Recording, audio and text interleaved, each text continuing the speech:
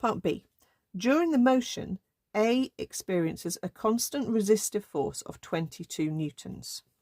Okay, so we have the tension pulling A along, and we have a force backwards of 22 newtons. There's also a normal reaction there, but that's not coming into it. We've got T applying for object B as well. Okay, and remember, we know that the acceleration is 1.8. B is dropping, A is being pulled towards the edge of the table. Okay, so let's do our normal, which is apply F equals ma for both objects. So for object A, the force pulling it the way it's going is T. The force opposing the motion is 22. The 2mg does not come into the forces equation because we're looking left and right. But the 2m comes in for the mass. Remember, you don't put the g on this side of the equation. We know the acceleration is 1.8. So there's our equation for A. For B, B is dropping. The force pulling it the way it's going is mg. The force opposing it is T. And that will equal its mass, which is m times 1.8 for its acceleration.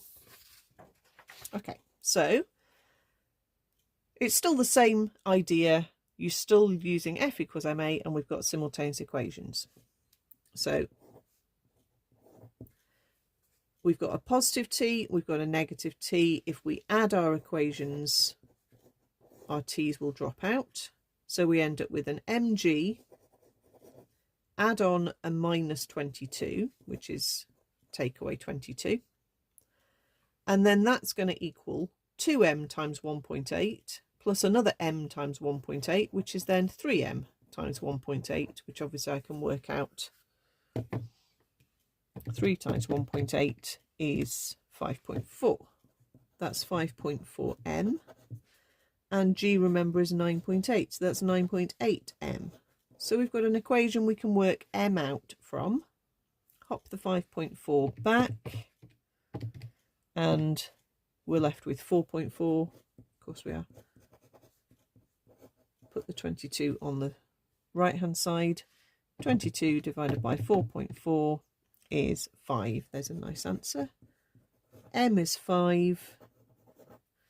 And we can then sub back in. Let's go back to equation 1. Hop the 22 across. And sub in the m is 5.